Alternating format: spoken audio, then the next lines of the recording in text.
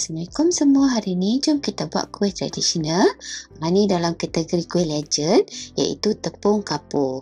Kalau sekali tengok dia macam kuih kaswi tapi bukan dia. Nampak sama tapi tak serupa. Tekstur kuih ni dia kenyal-kenyal dan juga liat-liat macam tu. Lepas tu cara proses pembikinannya juga berbeza. Jom kita tengok bahan-bahannya.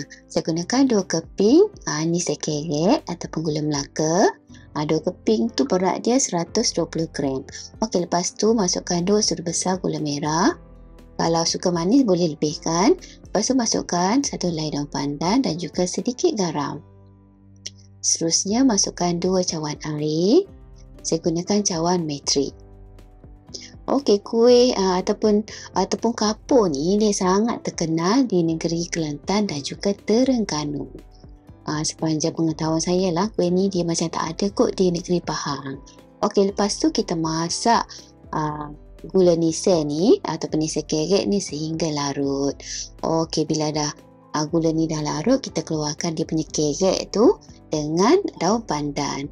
Lepas tu tutup api dan kita biarkan dia sejuk ataupun suam sedikit. Sediakan mangkuk besar, lepas tu masukkan 2 cawan tepung gandum. Saya gunakan cawan metrik ya. Tepung gandum tu pun saya dah ayak terlebih dahulu. Okey, lepas tu kita masukkan air gula yang kita masak tadi. Air gula ni suam-suam je, saya tak tunggu sampai dia sejuk pun. Okey, kita tapiskan ke dalam tepung tadi. Kita tuang sikit-sikit, lepas tu kita kacau ataupun kita adun. Bila nampak dia macam belum cukup lagi, kita tambah lagi air gula tadi. Okey, untuk kali yang kedua ni saya masukkan semua sekali baki air gula nisel tadi.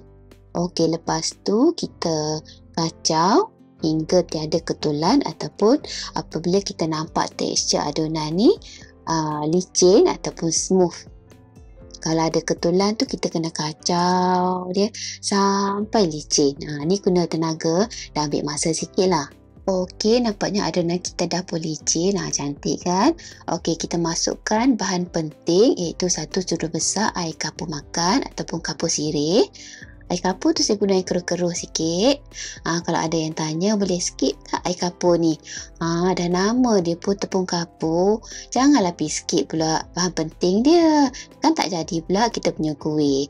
Okey, lepas tu kita kacau-kacau dia hingga sebati. Sebab tadi dia dah licin kan. Dia macam cepat saja untuk sebati. Okey, bila dah jadi macam ni, kira dah siap dah kita punya adunan. Kemudian kita ketepikan dulu sebentar. Okey, sekarang kita sediakan daun pisang. Daun pisang ni saya potong agak-agak dia punya lebar tu sejengkal macam tu. Kita layu ke atas api supaya daun ni lembut dan senang untuk kita bentuk. Dah siap layu atas api tadi, kita bersihkan pula daun pisang ni. Sebab dia tak ada apa nak fokus tu yang kamera jadi zoom in, zoom out. Kita bersihlah sikit-sikit. Sebenarnya daun pisang ni saya dah bersihkan terlebih dahulu. Saya cuma tunjuk demo sahaja. Jom saya tunjukkan cara pertama untuk bungkus tepung kapur. Cara pertama ni dia macam agak complicated sikit. Kita gulung dulu daun pisang bentuk silinder. Kemudian kita masukkan ke dalam, ini bekas tisu ataupun kitchen towel tu. Dia punya feel tu macam nak buat lemang tu. Gulung-gulung daun pisang, lepas tu masukkan dalam buluh lemang. Okey, dekat bahagian bawah tu kita ikat dengan kemas. Kita ikat dengan getah supaya adunan tak terkeluar daripada gulungan daun pisang tu. Kelebihan metod yang pertama ni, walaupun dia complicated tapi hasil dia sangat cantik sebab saiz kuih kita akan sekata. Sebab dia bulat dan panjang bentuk silinder macam tu. Bila kita potong sama saja saiz dia. Lepas tu kita punya kuih akan ada aroma daun pisang. Okey, bila dah siap macam ni, kita masukkan pula adunan kuih ke dalam daun pisang. Kita masukkan dalam bekas yang ada macam corong ke apa ke untuk mudah kita tuang. Lepas tu kita keluarkan roll tisu tu dan kita ikat dengan kemas di bahagian yang satu lagi. Ini supaya kuih kita tak bocor apabila kita rebus nanti. Bentuk ataupun metod yang nombor 1 ni kalau saya panggil pocong, ataupun cara dia macam lebih kurang macam kita bungkus kuih lopis. Apabila dah ikat cantik-cantik dua belah side macam ni, bolehlah kita potong daun pisang yang lebih kat tepi-tepi tu, kiri dan kanan. Baru nampak kemas kita punya kuih. Okey, saya tunjukkan cara yang kedua, cara yang paling senang. Kalau yang tak ada daun pisang pun masih boleh makan tepung kapur ni. Kita sediakan plastik tahan panas atau plastik gulai tu pun boleh. Kita masukkan adunan ke dalam plastik. Lepas tu simpul-simpul dia ni, pusing-pusing-pusing supaya dia kemas. Lepas tu bolehlah kita ikat dengan getah. Ni cara ni macam kita nak ikat gulai tu, yang kalau tapau dekat kedai mamak tu. Lepas tu kita ikatlah cantik-cantik macam ni. InsyaAllah yang dalam plastik ni dia confirm tak bocor. Kelebihan cara kedua ni ialah paling senang dan tak payah beli daun pisang. Kita guna plastik je masih boleh makan tepung kapur. Tapi kelemahan dia tak ada aroma daun pisang, dan kadang-kadang ada setengah orang tu dia sangat sensitif dengan plastik. Okey, metod yang ketiga ni ialah cara paling tradisional, cara yang paling old school. Cara ni tok-tok ataupun mak-mak kita buat dulu-dulu. Okey, kita gunakan 2 helai daun pisang. Lepas tu buat bentuk kon dan masukkan adunan kuih tadi ke dalam daun pisang. Lepas tu kita lipat dan tutup adunan tu dengan daun pisang. Kita tutup dengan kemas. Lipat cantik-cantik, kemas-kemas macam tu. Lepas tu kita smart ataupun kita pin dengan pencukir gigi ataupun lidi. Okey, nampak bahagian sebelah satu lagi tu daun pisang dia macam terbuka. Saya pinkan sebelah yang terbuka tu pun dengan pencukir gigi. Okey, dah siap dah kita punya metod yang ketiga. Yang ni pun kelebihan dia ada aroma daun pisang, tapi kelemahan dia potongan nanti tak cantik. Okey, yang ni dia ada potensi untuk leak ataupun bocor. Dan untuk keselamatan perahu-perahu kecil, saya balut dengan aluminium foil supaya dia tak terburai ataupun bocor masa kita rebus nanti. Dah selesai sesi bungkus membungkus, jom kita rebus pula. Didihkan air dalam periuk. Lepas tu kita masukkan tepung kapur kita ni. Kemudian kita rebus selama 35 minit hingga 40 minit ataupun hingga masak. Tempoh merebus ni bergantung kepada saiz kuih lah. Kalau buat besar-besar, tebal-tebal macam tu, dia ambil masa sikit lah untuk masak. Untuk kuih yang saya rebus ni dalam 40 minit macam tu dah masak dah.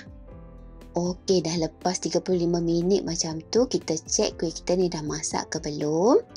Saya cucuk dengan lidi ataupun pencukir gigi ni. Kalau pencukir gigi ataupun lidi ni bersih, maknanya kuih kita dah pun masak. Yang dalam plastik ni pun sama, dah masak juga. Walaupun saiz dia berbeza, tapi dia masak serentak, Alhamdulillah.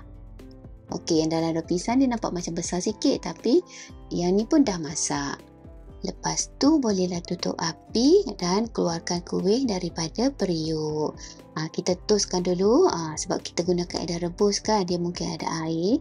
Kita kena toskan air tu. Kemudian kita buka dua aluminium foil ni supaya kuih ni cepat sejuk. Lepas tu kuih ni kita kena biarkan dia betul-betul sejuk sebelum kita potong, dan ambil masa jugalah 1-2 jam macam tu. Sementara tu jom kita sediakan kelapa parut. Kemudian kita letak daun pandan, kita iris-iris daun pandan. Daun pandan ni kalau tak ada, tak payah letak pun tak apa. Lepas tu letakkan sedikit garam untuk naikkan lemak kelapa parut tu. Lepas tu kita gaul rata. Kemudian kita kukus selama 10 minit. Yang ni tips supaya kelapa parut tu lambat basi ataupun lambat masam. Okey, dan lepas kukus tu kita keluarkan daun pandan. Panjang betul video ni, tapi suara pun dah naik serak ni.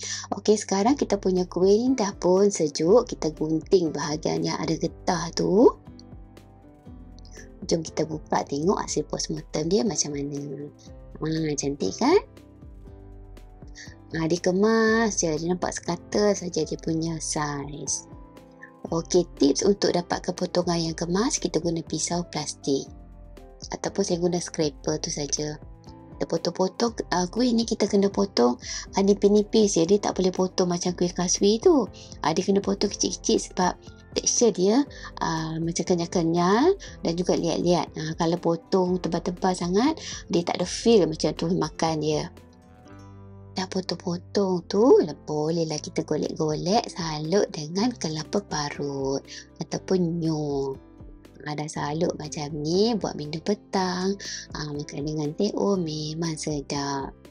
Beza dia dengan kuih kaswi. Kuih kaswi tu dia boleh goyang-goyang, gedik-gedik macam tu. Yang ni dia tak gedik. Dia memang firm macam tu. Sangatlah sadar dia punya tekstur. Tapi rasa dia memang sangat sedap. Jom kita tengok yang bentuk kon ni pula. Kita keluarkan pecukai gigi ni. Kita buka tengok dia punya hasil. Yang ni pun cantik juga. Adalah seni dia. Cumanya bila kita potong, saiz dia huru-hara sikit lah. Sebab bawah tu yang dekat bucu tu dia kecil. Yang atas tu besar. Jadinya kecil besar huru-hara lah dia punya pattern.